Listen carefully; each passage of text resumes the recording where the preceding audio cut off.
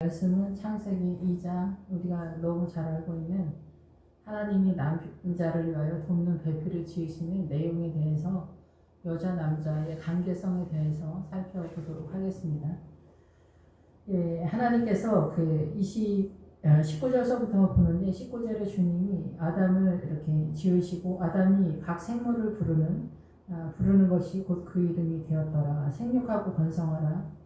그 말씀이 나오는데 이 혼자 사는 것이 좋지 못하여 돕는 배필을 만드는 그런 과정에서 하나님께서 남자를 먼저 지으시고 이 생육하고 번성하고 이 세상의 모든 이름을 지으시는 거에서 지금 창세기 2장에서는 선악과를 먹기 전 에덴 동산 바로 하나님의 나라의 구조 시스템이다라는 것입니다.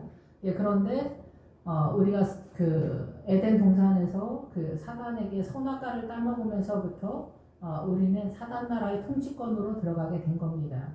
그래서 우리가 알고 있는 정서, 사단 나라, 이 대한민국 질서, 전 세계의 모든 남존여비 사상은 사단 나라의 질서다라는 거죠. 그러면은 창세기 2장에서 전개되고 있는 이 내용은 바로 예수님께서 십자가를 통해서 죄 문제를 해결했기 때문에 신약에서는 믿음의 법 안으로 들어갔을 때 바로 창세기 2장이 그대로 전개되는 상황이다라는 거죠.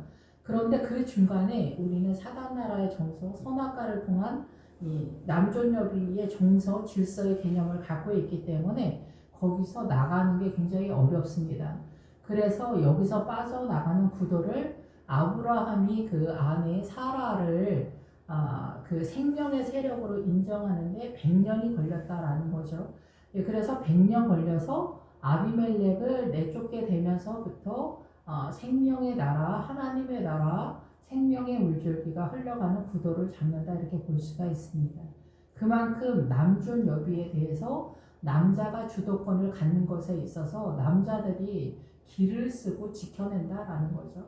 그러한 부분들이 에스더에서 마로둑과 아하스웨로 왕이 이제 등장하면서 같은 맥락에서 아비멜렉의 그 공권력을 얼마나 또 지켜내야 되는가에 대해서 선언하고 있는 것입니다. 그래서 이 사단의 가장 강력한 세력으로 붙잡고 있는 대표성이 바로 아비멜렉인데 그 사라를 아비멜렉이 데려갔다는 것은 아브라함의 마음속에 남존여비 사상을 그대로 갖고 있었고 여기서 평등의 개념, 내 누이다 라고 말하는 것도 하나님의 나라의 답이 아니었다라는 것입니다.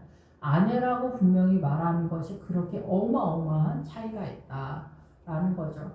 왜냐하면 아내가 생명, 하와이기 때문에 그렇습니다. 아담이 아내를 하와다, 생명이다 이렇게 선언했기 때문에 예수 그리스도가 생명나무고 천국에 들어가는 가나안의 7족속 중에서 히위 족속이 그 히위 족속을 공격해 들어갈 때 생명의 세력으로 들어가는 거고 하와도 생명입니다.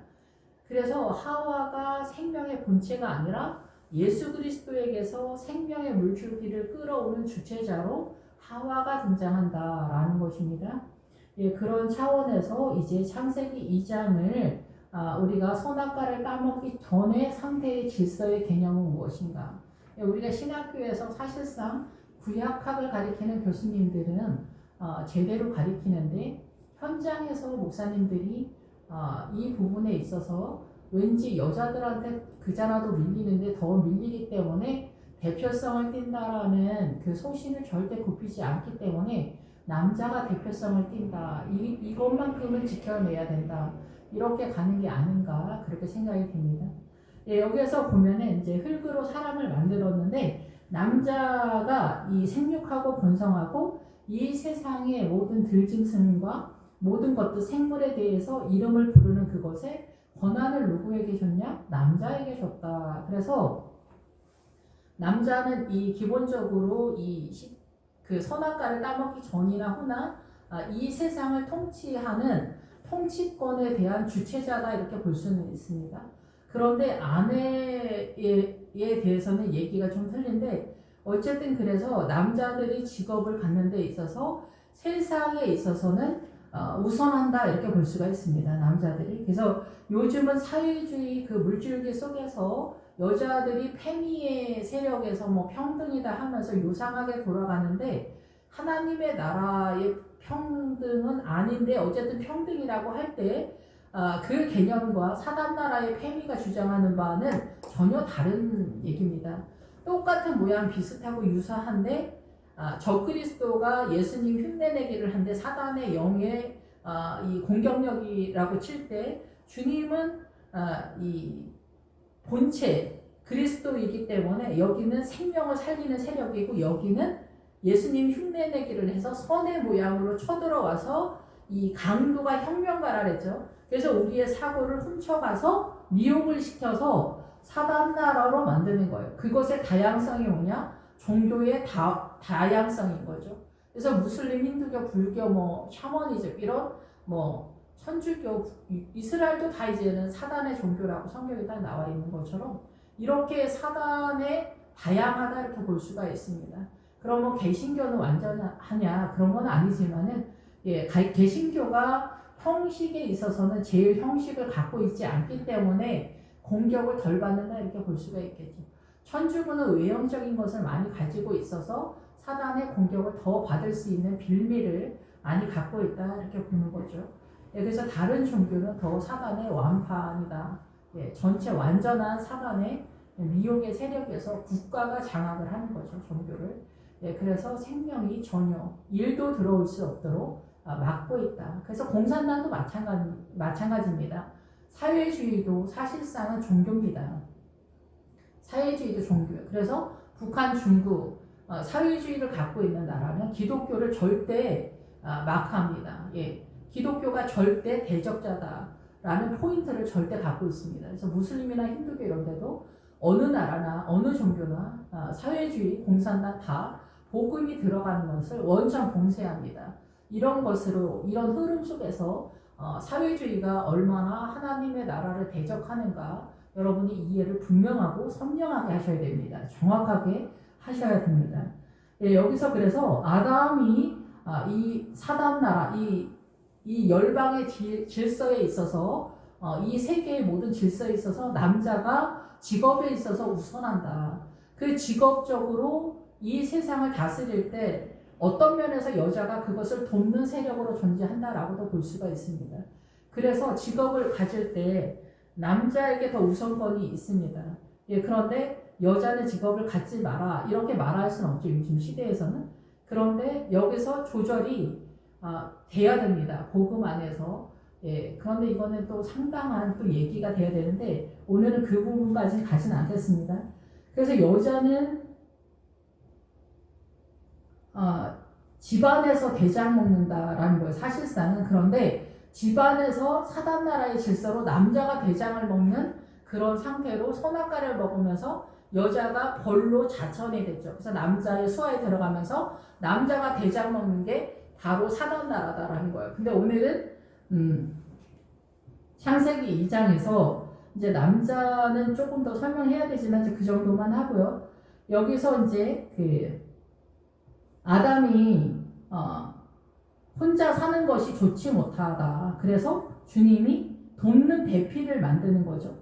돕는 배필을 만드는데 돕는 배필이 뭐냐면은 배필이 맞은편에서 도와주는 사람이고 설명하는 거고 기분 나쁘게 말하기도 하는 그런 뜻이에요. 그래서 공공연하게 남편한테 설명을 하면서 면전에서 대꾸를 말하는 이런 뜻입니다. 이게 기본 어근에 이렇게 들어갑니다. 제 얘기가 아닙니다. 제가 뭐 하고 싶은 대로 말하는 게 아닙니다. 그래서 돕는 배필은 아내가 남편 앞에서 이렇게 공공연하게 대꾸를 하는. 그래서 남편들이 그 아내에게 뭐라고 말합니까? 말대꾸 하지 마라 이러잖아요. 그러니까 말대꾸를 하지 마라. 아내한테 말하는 게 사단나라의 정서에서 선언되어지는 말이다. 이거는 하나님의 나라가 아니다라는 거죠. 아내가 사명을 허락하지 않는다는 거예요. 사단나라에서. 그래서 이 아브라함도 그 아내를 아내라고 했을 때 그 아내를 통해서 사람들이 자기를 죽일까 하여 이건 뭐냐면은 아내의 그 권위를 인정해 주면은 세상 사람들이 너를 살려두지 않는다라는 거예요. 그래서 이 얘기는 좀 더 이제 생명력, 하와의 생명력, 하나님의 나라의 생명력에 대한 얘기지 이 세상의 정서에서 등장하는 것은 물론 아닙니다. 예, 그러지만은 우리가 믿음 안에 들어가면은 그 내용이 이제 등장하게 되는데 여기서 아내가 뭘 도와주냐?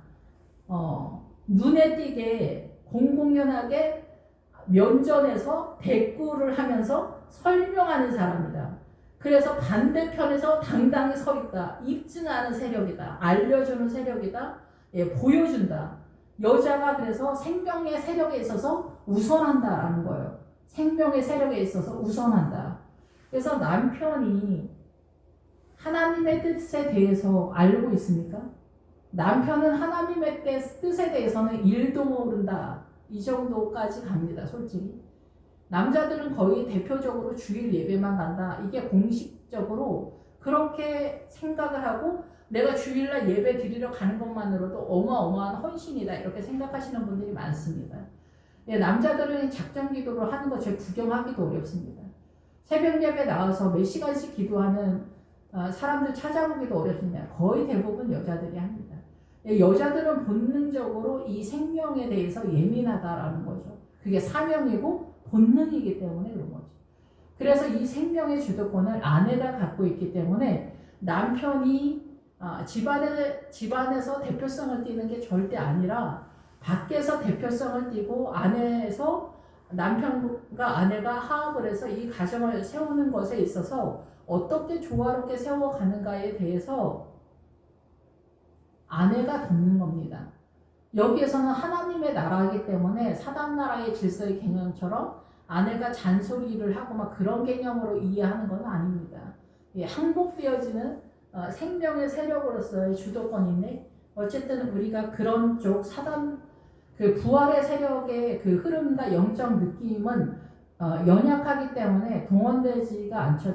그리고 이 남자 여자에 대한 그 질서의 개념도 깨닫지도 못하죠. 개념적으로도 이해가 안 되기 때문에 그리고 그것을 깨달았다 하더라도 그게 아브라함을 통해서는 100년 걸렸다라는 거예요. 남존 여비를 항복하고 기득권을 내준다는 게 정말 어렵다라는 거죠. 예. 그래서 우리는 종의 믿음은 뭐냐면 이렇게 사단 나라의 정서에 매여 있는 상태로 가는 것을 종의 믿음이라고 하는 겁니다. 예, 그러면은 이제 목사님들, 사모님들한테는 혹간 하나님께서 네가 참아야 된다, 남편을 섬겨야 된다 이렇게 말씀하신 그런 그 은혜들이 많이 있습니다. 그런데 그거는 맞습니다. 그게 맞습니다. 그런데 그거는 초등학교한테 해당되어지는 말입니다. 그것은.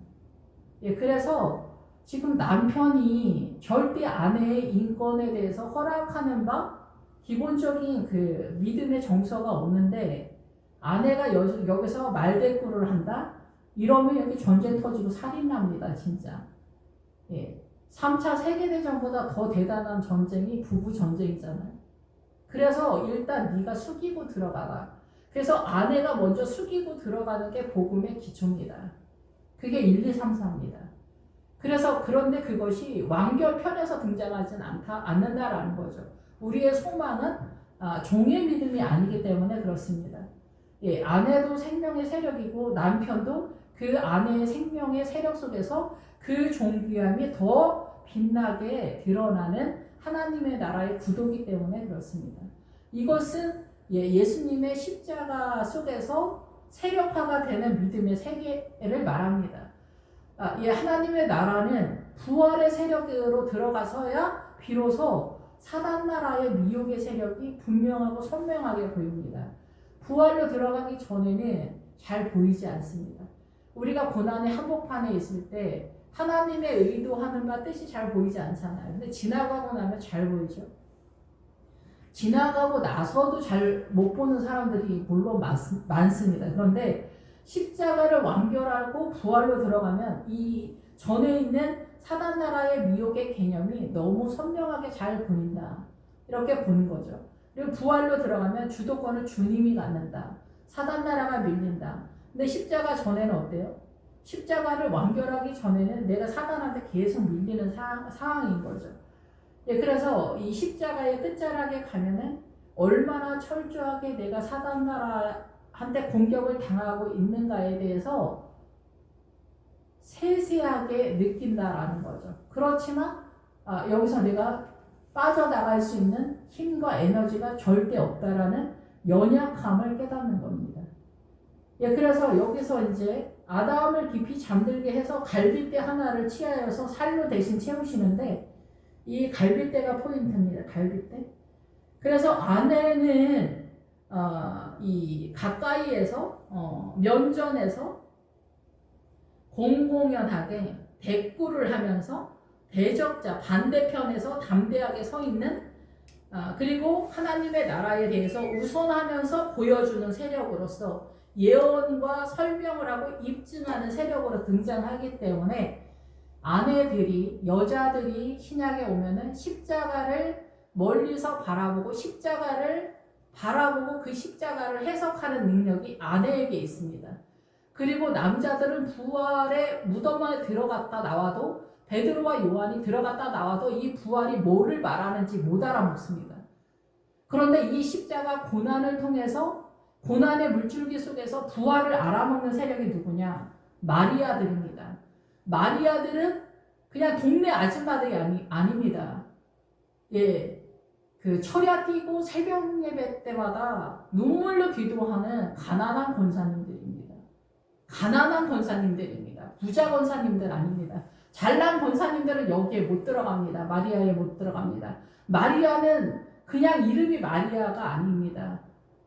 부활의 세력으로 들어가는 믿음의 캐릭터들을 설명하는 겁니다. 어머니 마리아, 막달라 마리아, 야고보의 어머니 마리아, 로마서에 나오는 마리아, 이런 마리아들이 다 부활의 신앙을 갖고 있는 마리아들을 말하는 거예요. 여자들을 얘기하는 거예요. 그 믿음의 희족 속 생명 하와, 그 믿음의 세력 속에서 생명의 물줄기를 부활해서 보는, 십자가를 완결시키는 주도권을 가진, 여기에서 말하는 아담을 돕는 배필의 사명에 눈을 뜬 하나님의 나라를 선명하게 볼 수 있는 존재들을 마리아다라고 설명을 하는 겁니다. 마리아를 설명해도 한참 걸리지만은 오늘은 여자 남자에 대해서 포인트만 잡겠습니다. 그래서 여기에서 여자들이 이렇게 했을 때 남자들이 선악과를 따먹은 그 이후로 사단 나라의 질서의 개념에서는 어디서 말대꾸를 하냐. 그리고 여자는 골짜기마다 있고, 여자는 북어처럼 3일에 한 번씩 북어랑 여자는 패야 된다. 부모는 하나다. 이렇게 하면서 사단 나라랑 하나님의 나라를 막 섞어버립니다. 이게 바벨론입니다. 그래서 바벨론은 섞다라는 거야. 하나님의 나라와 사단 나라를 섞어버리면 누가 기승을 부립니까? 사단 나라가 기승을 부려서 계속 하나님의 나라가 밀리는 거예요. 그거를 바벨론이 쳐들어왔다, 이렇게 선언하는 거죠. 그래서 우리가 이 복음의 거의 국가라고 볼 수 있을 정도인데도, 이 문화와 전통 속에서 아담과 하와가 결혼했는데 부모를 떠나지 못하고 둘이 한 몸을 이루지 못하는데 정중앙에 누가 있냐? 부모가 있습니다. 예, 그래서 남존여비가 뭐가 문제냐면, 남자가 대표성을 띠니까 남자의 세력이, 이 사단의 세력이니까 남자의 시댁이 절대 세력을 갖는 거예요. 그래서 여기서 시어머니, 시아버지, 시동생, 시누가 절대 세력을 갖는 거죠. 그러면서 남편과 아내가 하나가 되지 못하게 정중앙에 이 시댁 식구 전체가 있는 거고, 요즘은 처가 때까지 동원합니다. 남편과 아내가 절대 하나가 되지 못하도록 사단 나라가 이렇게 문화와 전통 속에서, 돈의 권세 속에서 이 중앙에 끼고 들어오는 거죠. 남편과 아내가 복음 안에서 하나가 되지 못하도록 이렇게 사회 구조가 이렇게 공격을 하고 들어오고 있다라는 거죠. 그러면 우리의 삶의 현장에서 이 남편과 아내가 어떻게 하나가 될 수 있는가? 시댁이랑 인연을 끊고 처가댁은 멀리 해야 되냐? 화장실과 처가댁은 멀면 멀수록 좋으냐? 그런 개념은 당연히 또 아니겠죠. 그런 적용에 있어서는 일단 나중에 그리고 여러분의 삶의 내용에서 믿음 속에서 세력화를 시켜가야 되겠죠. 깨달은 바대로. 그런데 그 전에 일단 우리의 이 이론적 개념에서조차도 남존 여비로 갔을 때는 사단 나라의 질서의 개념이다라는 것들을 이해를 하셔야 됩니다. 예, 그래서 내 몸의 구주다. 남편에게 복종해라. 내 남편이 몸의 구주다라고 사도 바울이 말하죠. 몸은 늘 말씀을 드리지만 육체라는 뜻입니다. 사단나라의 질서의 개념에서 남편이 대장 먹는다. 거기가 복종해줘라. 일단 복종하고 들어갔을 때 얘기가 된다는 거예요. 일단 껍데기가 그러니까. 그런데 믿음 안에 들어가면 얘기는 더 훨씬 더 복잡해집니다. 그런데 이게 마리아적 신앙관을 갖고 있지 못한, 부활의 신앙을 갖고 있지 못하면은 그냥 사단나라의 질서의 개념에서 남편이 대장 먹고 남편이 하는 모든 것이 하나님의 나라입니까? 절대 아니잖아요. 그런데 남편을 하나님 모시듯 하는 거예요. 그런데 남편에 있어서는 절대 복종하는 사람이 이 복음의 교회 공동체 안에서도 최고의 하나님의 딸이다 이렇게 생각하는 사람들은 의외로 굉장히 많습니다. 근데 1차적으로 남편의 뜻을 조금 받아주는 게 좋겠죠. 그러나 믿음의 세력이 어느 정도 들어가면 남편이 하나님의 나라로 전환되도록 유도를 해야지. 남편이 하나님이다 해서 그냥 내비두고 남편 성격이 또 대단하면은 그 남편은 나중에 어떻게 되냐? 지옥 갑니다. 왜냐하면 자기 마음대로 사단나라의 대장놀이를 일평생 했기 때문에 머릿속에 자기 욕심밖에 없고 자기 이기심밖에 없어요. 그러니까 당연히 지옥을 갈 수밖에 없죠. 그 책임을 누구한테 물어야 됩니까? 아내한테 물어야 됩니다. 너는 왜 사명을 똑바로 못했냐? 내 남편을 왜 생명으로 이끌지 못했냐? 내 남편이 행동을 똑바로 못할 때 왜 뒤쪽에 가서라도 당신이 하는 그것은 옳지 않다. 하나님이 슬퍼한다. 왜 말하지 못했느냐? 라는 것에 대해서 문제를 받을 수밖에 없다라는 거죠. 그것은 곧 자기가 하와 생명의 세력을 똑바로 못했다라는 거죠. 그것을 일컬어 종의 믿음이라고 하는 거예요. 사단나라의 질서에서 묵힌 상태에서 하나님을 섬기는 종의 믿음. 우리는 종의 믿음이 뭔지. 우리가 양반과 쌍놈이 있을 때 양반이 쌍놈하고 같이 평등하게 이렇게 인격적 대우를 한다는 거에서 내려온다는 게 그게 사실상 가능합니까? 이 대한민국이 남녀평등, 양반 쌍놈이 무너진 거는 하나님의 절대적인 은혜입니다. 어느 날 갑자기 무너지듯 내려버린 이 은혜에 대해서 이승만 대통령이 한몫을 단단히 했다라고 볼 수가 있겠죠. 그 선두에서. 그런데 많은 크리스찬들이 기본 베이스로 기도를 많이 하면서 본능적으로 그 세력을 잡은 거예요. 여기서 반대 세력이 이 평등의 세력을 유사하게 적그리스도로 공격해 들어오는 세력이 바로 사회주의의 평등입니다. 그래서 사단은 놀고 먹는 게 아닙니다. 어마어마한 세력입니다. 그래서 사단은 적그리스도다라고 하는 거예요. 그리스도의 형상으로 쳐들어온다는 거죠. 여러분이 이것을 분명하고 선명하게 깨닫지 못하면 미혹을 당해서 여러분의 이 생명의 사고의 생각 속에 강도가 쳐들어오는 겁니다. 돈 훔치러 오는 게 아닙니다. 우리의 생각을 훔치러 옵니다. 신천지, 통일교, 구원파 이런 사람들이 다 마찬가지입니다. 무슬림, 힌두교 이런 것도 구분을 못하면 얘기는 할 수가 없습니다. 무슬림은 무서운 게 뭡니까? 사고입니다. 무슬림의 그 신앙과 힌두교의 그 샤머니즘의 절대적인 완벽할 정도의 그 체계가 있어요. 샤머니즘의 고급화 같은 게 그 힌두교라고 볼 수가 있는 거죠. 인도 전체가 그 샤머니즘이 완전히 장악이 되는데 그게 신론과 맞아떨어지는 거죠. 우리나라 유교는 그 신론을 빼고 들어온 게 아니냐, 저는 그렇게 이해가 됩니다. 오늘 조금 왔다 갔다 하는 것 같은데, 구약 신약이 왔다 갔다 하는데 여러분이 잘 묵상을 하면서 이해를 하시길 바랍니다. 그러면은 이 돕는 배필이 그러한 사명인데 남편의 어떤 부분을 도와야 되냐라는 거죠. 그럴 때 남편의 갈비뼈가 등장합니다. 갈비뼈를 취하여서 살로 대신 채우셨는데 이 갈비뼈의 뜻이 제가 가끔 말씀을 드리지만은 문이라는 뜻이 있고 문짝이라는 뜻이 기본적으로 있습니다. 그런데 이 옆구리다 이제 기본적인 그런 뜻이 있죠. 그런데 이 그 갈비뼈의 기본 어근이 뭐랑 연결이 되냐면 쩔뚝거리다, 그 절다, 다리를 절다, 절름발이다 이런 뜻입니다. 남편이 존재적으로 절름발이다. 혼자 있는 것이 절름발이적이다. 예, 존재하는 것이 절름발이 같은 부분이 있다는 거죠. 그것을 치고 들어가는 게 문이다라는 거예요. 어떤 부분이 연약한가? 그러면은 그 부분을 치고 들어가서 눌러버리는 세력이냐? 그게 아니라 그 부분을 보완해서 이렇게 세워야 된다라는 거예요. 그래서 남편들의 연약함이 거의 대부분 많은 부분이 있지만은 자기네 본가에 대해서 연연하다라는 거예요.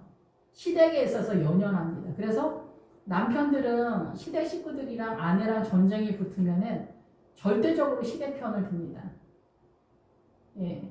뭐 시댁 편을 들지 마라, 들어라, 뭐 그 얘기 하는 게 아닙니다. 일단 마음으로 거기에 있으면 거기서 나오지를 못합니다. 그냥 일평생 못 나옵니다. 그래서 자연인 같은 거 보면은 이게 저는 정신의 세계를 얘기하는 거예요. 자연인 같은 프로에 보면은 거기서 남자들이 다 어디 사는 사람들이 띄엄띄엄 나오냐? 부모님 묘 옆에다가 집을 짓고 사는 사람 띄엄띄엄 나오고 또 어떻게 이렇게 인터뷰를 하잖아요. 어떻게 여기까지 오게 됐냐 그러면 자기가 부모님 속을 썩이고 뭐 이런데 이혼하고 왔다 이런 얘기를 많이 합니다. 그런데 아내한테도 좀 미안하다. 아내한테도 좀 미안하다. 아내한테도 좀 미안하다. 근데 아내는 좀 미안하다. 그런데 부모님은 절대적으로 너무나 죄송하다. 예요. 그래서 내 마음의 중심이 아내에게 가 있지 않고 부모님에게 가 있기 때문에 이혼을 하게 되는 거예요. 이미 부모님에게서 나오지를 못하는 것부터가 절름발이라는 거죠. 그래서 6월절의 기본 어근도 절름발이와 연결이 됩니다. 왜 절름발입니까? 6월절은 완전하지 않기 때문에 그 6월절이 어디로 가기 때문에? 부활절로 가기 때문에 그렇습니다. 부활절이 6월절을 완전하게 하는 세력이기 때문에 그런 거죠. 그래서 이 현숙한 여인을 얻는 우리나라식으로 현숙한 여인인데 사실상 잠언에서 말하는 현숙한 여인은 우리가 현숙한 여인 그러니까 유교적으로 딱 떨어지잖아요. 우리가 이해하는 것에 있어서 그거는 사단나라의 정서의 개념으로 우리가 이해를 하는 겁니다. 근데 현숙한 여인이라는 뜻은 강하다라는 뜻입니다. 그래서 하나님의 나라에서 물줄기를 끌어오는 생명수를 끌어오는 강한 여자라는 뜻이죠. 예, 그래서 하나님의 나라에 대해서 강한 여자라는 뜻입니다. 예, 이것을 남편들이 싫어하는 거죠. 예, 그런데 이 아내들은 그래서 예수 그리스도의 십자가를 통해서 부활신앙의 그 물줄기 속에서 남편들이 모르게 주님이 움직이도록 기도의 세력 속에서 남편이 자연스럽게 변하도록 유도하는 기도를 아내가 생명을 걸고 해야 돼요. 아내의 잔소리나 발언이나 맞은편에서 공공연하게 말대꾸를 하는 식으로 표현을 하면은 남편들은 발광을 합니다. 어디서 말대꾸를 하냐. 네가 맞아야 정신을 차리지. 요즘은 뭐 이렇게까지는 가지 않아도 그런 정신 상태가 다 있고 내가 좋게 말하니까 너 왜 이러냐 이렇게 나오는 남편들. 왜냐면은 부부싸움하면 밀리니까 너 주먹을 부른다 이렇게 말을 하게 되는 거죠. 사실상 폭력을 쓰지 않더라도 이렇게 나갈 수 있는 거죠. 그래서 살살 다뤄라 이런 건데 살살 다루는 것도 정답은 아닙니다. 예수님의 세력을 어떻게든 끌어와야 됩니다. 그러니까 내가 말하는 게 아니라 주님이 말하게 해야 된다는 거죠. 그러기 위해서 어떻게 움직여야 되냐. 그런데 이 갈빗대는 절름발이라는 거예요. 그래서 그런 연약한 부분을 타고 들어간다는 거. 아내가 남편을 온전하게 하는 생명의 주도권을 아내가 갖는다라는 거죠. 그런데 선악과를 따먹으면서 남편이 대장을 먹네. 그리고 공공연하게 앞에서 반대 의견을 제시할 수 없는 그런 상황이 된 겁니다. 그래서 아내들은 생명의 세력이 구약에서는 복음이 들어오지 않았을 때는 일도 없는 것 같은 그런 상황이 되고 부거하고 인격이 마수가 되는 상태가 된 겁니다. 그래서 아내들은 시집 보내면 처가댁에서도 그지 귀신이 되라 이렇게 얘기합니다. 너 돌아왔을 때 너를 먹여주지 않겠다까지 합니다. 그래서 여자들은 존재가 처참합니다. 무슬림이나 뭐 힌두교 이런 데는 완판 그냥 구약이 그대로 간다라고 볼 수가 있겠죠. 요즘도 그대로. 근데 복음을 경험한 나라는 외형적으로 평등은 됐는데 남자가 대표성을 띈다 이런 거에서는 나오지 못한다. 아직도. 예, 그래서 여기서부터는 조금 복잡해지기 시작하는 거죠. 아까 말씀을 드린 것처럼 내 남편에게 복종해라. 내 남편이 몸의 구조다. 몸은 육체라는 뜻이기 때문에 사단 나라의 질서에서 대장 먹는다라는 거예요. 그런데 우리는 사단 나라의 사람이 아니잖아요. 그래서 남편의 왕권에 있어서 목회자들도 남자니까 이 에스더에서 모르드게가 마르둑을 섬기는 사람이다 이런 뜻이잖아요. 그러니까 에스더라는 이름을 짓는 게 좋지 않습니다. 에스더는 그 마르둑을 섬기는 표시로 별이라는 뜻이잖아요. 그래서 그 에스더의 이름은 원래 하다사예요. 하다사. 그 향기가 나는 나무 하다사. 그래서 하일의 딸, 하나님의 딸이다 이런 뜻이에요. 근데 하나님의 딸인 여자가 그 모르드게 삼촌에 의해서 교회의 믿음의 연약함을 통해서 그 아하스에로 왕이 남자들의 왕놀이를 대표성을 띠는 겁니다. 예, 그래서 여기에서 남자들이 집집마다 대장 먹는다라는 거예요. 그 대장 먹는 그 공권력, 집안의 그 절대 세력 남자들의 왕권, 그리고 전 세계의 왕권이 얼마나 지독한가에 대해서 설명하고 있는 게 에스더입니다. 그래서 에스더라는 이름을 쓰면 안 됩니다. 모르드게도 사단 나라의 정서에서 이렇게 질서를 잡아가는 거예요. 하나님의 나라를 남자가 대표성을 띈다. 여기서는 구약이니까 더 대표성을 띠는 왕권에 대한 얘기로 나오는 겁니다. 그래서 이 에스더가 나중에 그 왕후의 옷을 입고 3일 금식한다는 게 그게 바로 그 하와의 세력이다라는 거예요. 3일 금식이 바로 왕후의 옷이다라는 거예요. 우리가 예수 그리스도로 옷 입는다라는 게 피 묻은 옷, 말씀이다 그러잖아요. 말씀의 세력과 깨닫는 말씀으로 들어오는 거예요. 종의 믿음이 아니라 신약의 믿음. 예, 그런데 여기서 하다사가 그 왕후의 마리아적 그리고 하와의 생명의 세력을 일으키기 위해서 3일 금식을 하고 왕후의 옷을 입는다는 거예요. 아시겠죠? 3일 금식. 예, 그래서 남편한테 잔소리하고 제발 당신 일하지 마. 그냥 집에서 아무 일도 하지 마. 아무 일도 하지 않는 게 도와주는 거야. 이렇게 얘기한다고 해서 남편들이 아무 일도 안 하는 게 아닙니다. 일을 벌립니다. 일을 벌려. 물론 다 그런 건 아닙니다. 훌륭하신 분들도 많이 있습니다. 근데 우리가 이 그 남편들의 왕놀이나 주권에 대한 얘기, 질서에 대한 얘기 이런 것들에 있어서 절대적으로 남자가 대표성을 띈다라는 거죠. 이것에 대해서 또다시 주님이 잔소리하는 데가 어디냐면은 사사기 19장입니다. 사사기 19장에서는 레위인이 첩을 데리러 유다 베들레헴에 갔다가 돌아오면서 베냐민을 여부수에서 만나면서 베냐민 족속이라 시비가 붙고 전쟁을 하게 되는 거죠. 그 첩이 죽으면서. 여기는 얘기가 훨씬 더 복잡한데 어쨌든 간단하게 얘기하면 뭐냐면 유다 베들레헴입니다. 첩이. 근데 어쨌든 복잡합니다. 여기는. 그런데 설명 많이 해야 되는데 포인트는 뭐냐면은 그 아내에 대해서 여기서 베냐민이 그 아내를 죽였다고 합니다. 베냐민 족속이. 그런데 그 남편은 어떻게 하냐면은 아내를 죽인 그 아내를 첩을 12조각을 내서 12조각을 각 지파한테 보냅니다. 여기서 전쟁은 뭐냐면 베냐민은 아내의 세력을 죽였다 이렇게 볼 수가 있습니다. 이게 첩이 말하는 건 하나님의 나라의 이해력에 대한 얘기를 하는 거거든요. 우리가 하나님의 나라에 대해서 무지한 것에 대한 선언을 하는 거예요. 그래서 어쨌든 그래서 여기서 아내라고 표현을 하겠습니다. 여자. 그래서 여자가 이 구약에서는 생명력에 대해서 베냐민도 죽였다는 거예요. 베냐민이 죽였는데 믿음이 훨씬 좋은 것 같은 레위인이 그거를 죽이면 잘못됐다고 얘기하면서 12조각을 내버립니다. 그래서 각 지파한테 하나씩 한 덩어리씩 보냅니다. 끔찍한 상황이죠. 이 얘기는 전체적으로 뭐냐면은 아내의 존재, 생명력에 대해서 일단 보편적인 신앙 베냐민도 믿음의 세력인 지파 중에 하나잖아요. 근데 아내의 그 건의에 대해서는 죽인 거예요.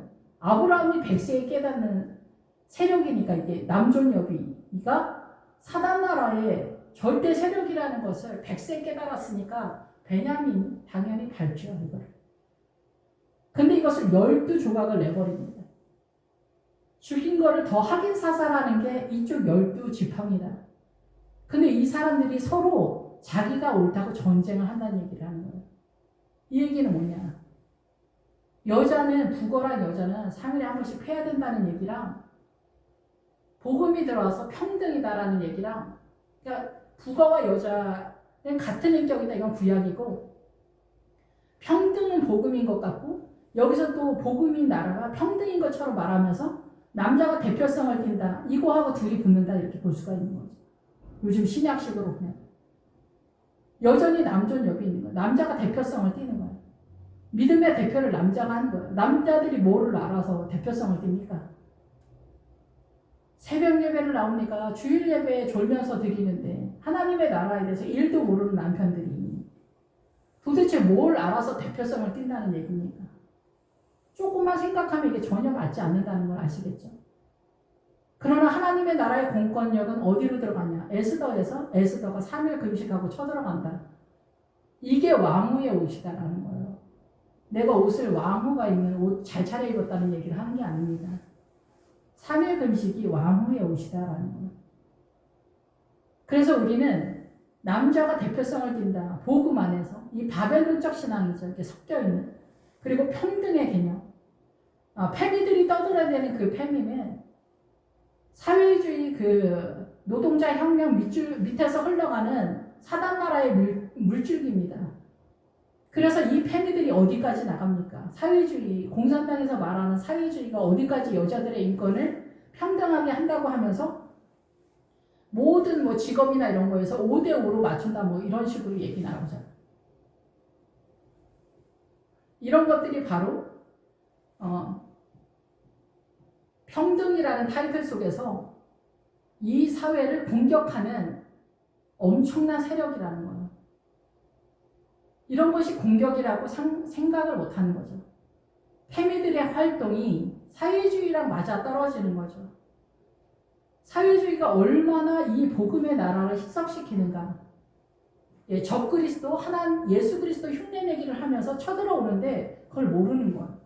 그래서 누차 말씀을 드리지만은 가나안의 7족속 중에서 아모리 족속이 있는데 아모리 족속이 7석이 7왕으로 구성되어 있는데 그 대표 선두의 중앙 센터를 담당하는 아모리 족속의 7성은 7왕권에서 아모리 족속이 예루살렘을 쓰고 아도니 세대 공의의 왕이라는 뜻이에요. 예수님의 빛의 왕이죠. 완전 똑같은 거예요. 그래서 사단이 쳐들어오는 것을 적그리스도라고 하는 거예요. 여러분이 말세에 적그리스도를 구분할 수 있나요?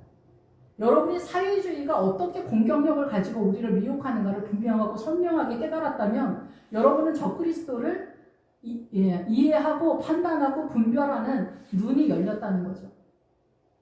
그런데 지금 대한민국은, 그리고 전 세계는 민주당과 공산당의 이름으로 모든 민주주의 국가에 사회주의가 장악되어 있습니다. 그래서 우리의 일상의 삶 속에서 이 사회 구조 시스템이 무너져 내리고 있는 겁니다. 외형적인 거에서 남자가 대표성을 띈다. 이거 맞습니다. 그런데 복음 안에서 생명을 어떻게 잡느냐. 그 남자랑 여자, 우파 좌파 싸워서 우파가 이겨야 되냐.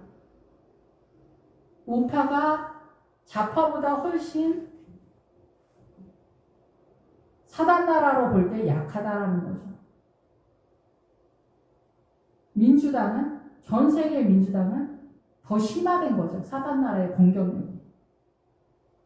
그리고 복음의 국가에서 사회주의가 더 세력하다. 그래서 평화와 평등, 페미, 여자 이런 것으로 공격해 들어오는 거죠. 그런 것들이 주는 약간의 유익들도 물론 있습니다. 그러나 기본적인 그 사상과 이념 이런 거에서 어떻게 공격해 들어오는지 복음의 시각에서 이해할 필요가 있다라는 거죠. 그래서 우리는 남자가 대표성을 띈다. 사회에서는 평등의 개념을 말하면서 예수 믿는 사람들이 교회 안에서는 또 남자가 대표성을 띈다 이렇게 가는, 자기가 잡하면서도 좌파의 사상과 이념을 따르지 않는 거죠.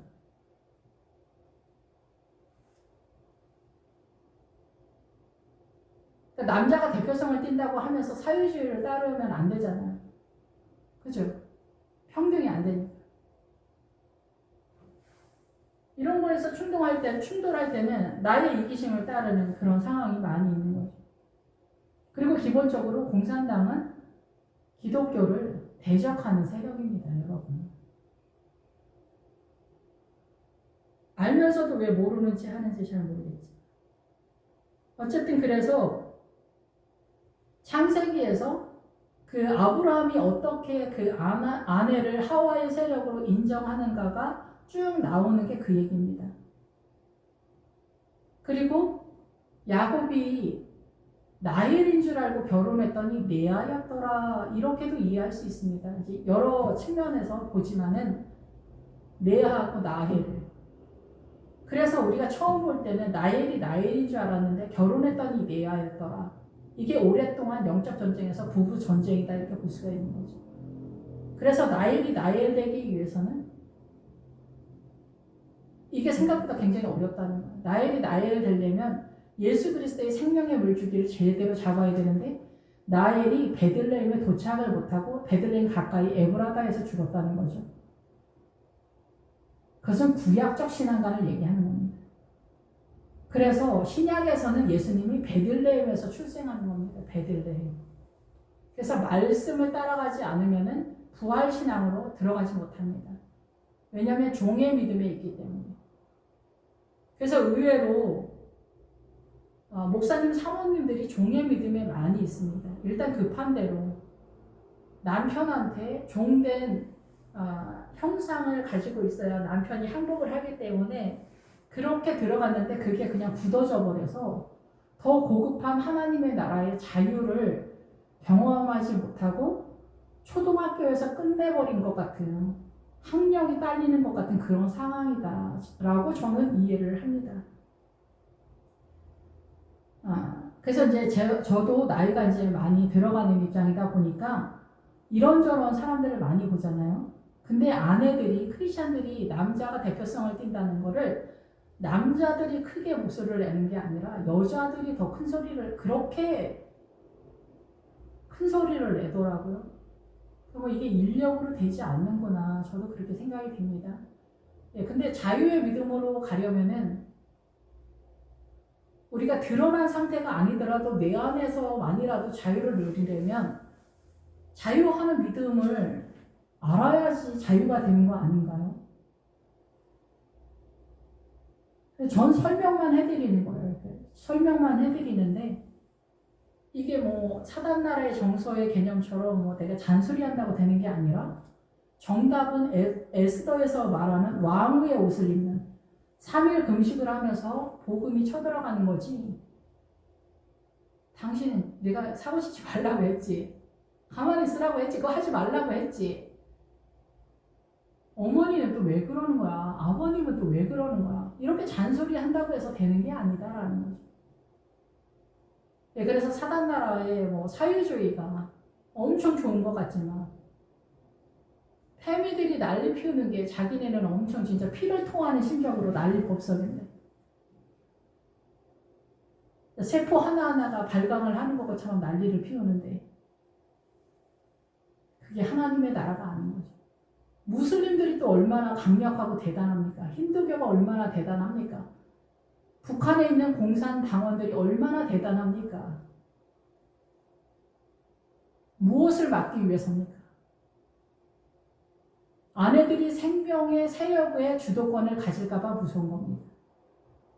여자들이 그 하와 생명의 주도권을 잡는 날에는 이 세상이 다 바뀌기 때문에 그렇습니다.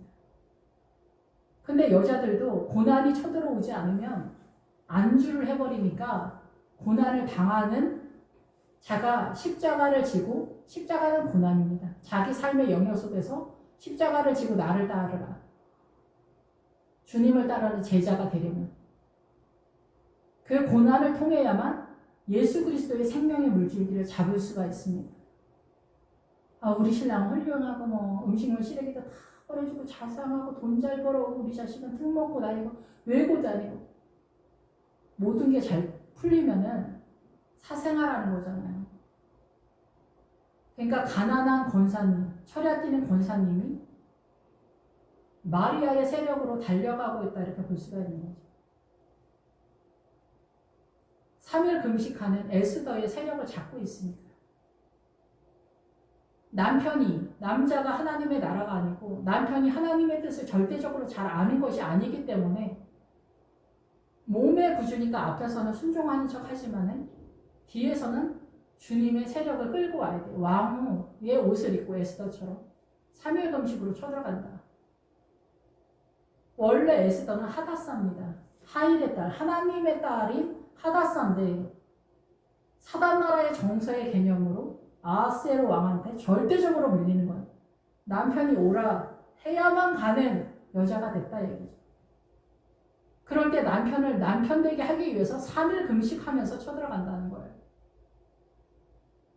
사단나라 사회주의에서 말하는 평등과 여자들을 뭐 5대5로 하는 아니면 페미들이 더 난리를 피우는 그런 세력은 적그리스도다라는 거죠.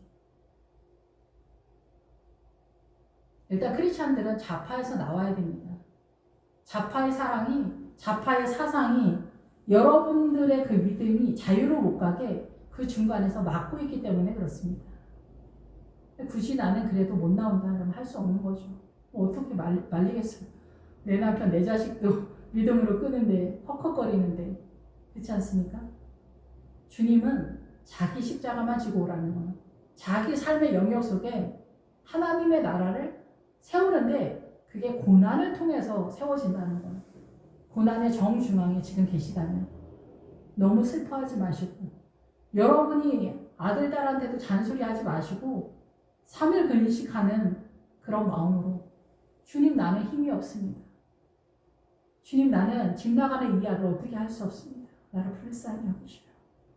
주님이 역사하시라고. 3일 금식하는 에스더처럼 하다사로 넘어가야 돼요. 그 믿음의 세력.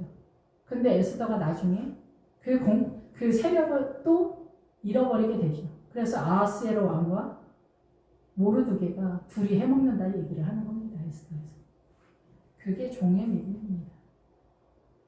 결국은 교회에서 남편 장로님들이나 목회자가 짝짝꿍이 돼서 태양신을 섬기는 종의 믿음으로 계속 쭉 흘러간다. 신약으로 넘어오면서 마리아들이 등장하는 십자가를 보면서 그 십자가를 해석하는 능력이 누구에게 있다? 마리아들에게만 있다는 거예요. 동네 아줌마들한테 있다는 게 아닙니다.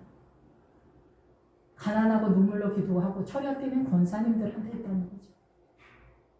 권사님들이 다 뭐 부활의 신앙, 마리아적 신앙에 다 도달했다라고 선언하는 바는 아닙니다. 그러나 그 물줄기를 타고 있는 가난한 철야 뛰는 그 권사님들이 그 여정과 그 노선 속에 있다라고 예상이 된다라는 것입니다. 가난한 권사님들을 무시하지 마시고 그들이 눈물 흘려 기도하는 것이 이 교회가 설 수 있는 기둥과 같은 장로님들 1000명하고도 바꿀 수 없는 권사님들이다라는 겁니다. 그들이 바로 마리아의 세력이다라는 겁니다.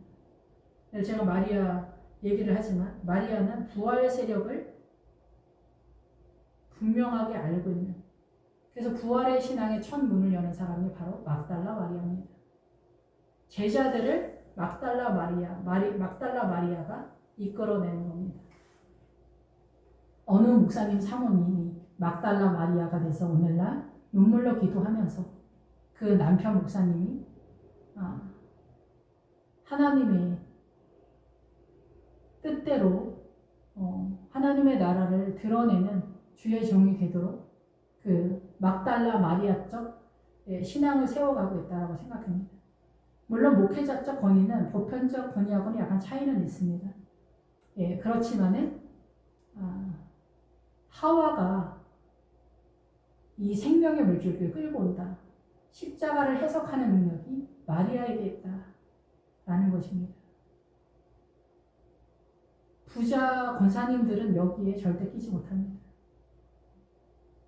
물론 부자 목사님에게도 가난이 다른 형상으로 있다면 얘기는 좀 달라지지만은 부자가 천국 가기가 어렵다라는 것은 부자가 그 권사님을 지키는 절대 세력이기 때문에 그렇습니다.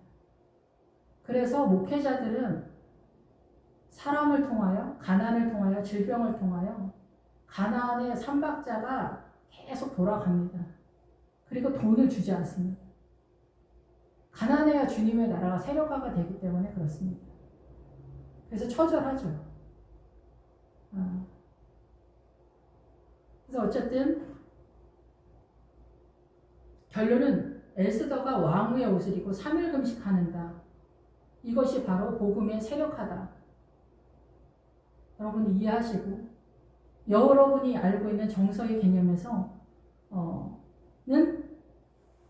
몸의 구주에게 순종하는 척은 하지만 실상은 에스더의 왕후의 옷을 입고 3일 금식하면서 하나님의 나라를 세워서 신약에서 막달라 마리아가 그 십자가 고난을 바라보면서 부활의 신앙을 해석해낼 수 있는 그 눈을 가진 것처럼 오늘도 하루길 나그네 인생을 복음을 위하여 생명을 위하여 그렇게 여러분의 가정에 믿음의 가정이 되도록 달려가는 하와가 되시기를, 그리고 신약의 막달라 마리아가 되시기를 기도합니다. 축원합니다. 기도하겠습니다. 할렐루야. 주님, 저희들은 부족하고 연약합니다. 이 1년의 많은 부분에서 연약한 것들에 절대 시하시면서 절대 세력이면서 전체 기초의 전반적인 것이 되면 남존 여비가 어떻게 복음으로 예수님의 십자가를 통해서 부활로 온전히 드러나는가 이해하는 저희들 될 수 있도록 주님 인도하시고, 흐름만이라도 이해하여서 내가 다 이해하지 못한다 할지라도 어떻게든 나를 쳐서 이 믿음에서 나아갈 수 있도록 주님 도와주시길 원합니다. 세상에 대한 질서를 말하는 것이 아니라 하나님의 나라에 대한 생명의 물줄기에 대한 이야기입니다. 주님 함께하여 주시고 에스더의 3일 금식 왕후의 옷을 입는 모든 십자가의 막달라 마리아가 되도록 저희들 인도하여 주시옵소서. 예수님의 이름으로 기도했습니다. 아멘.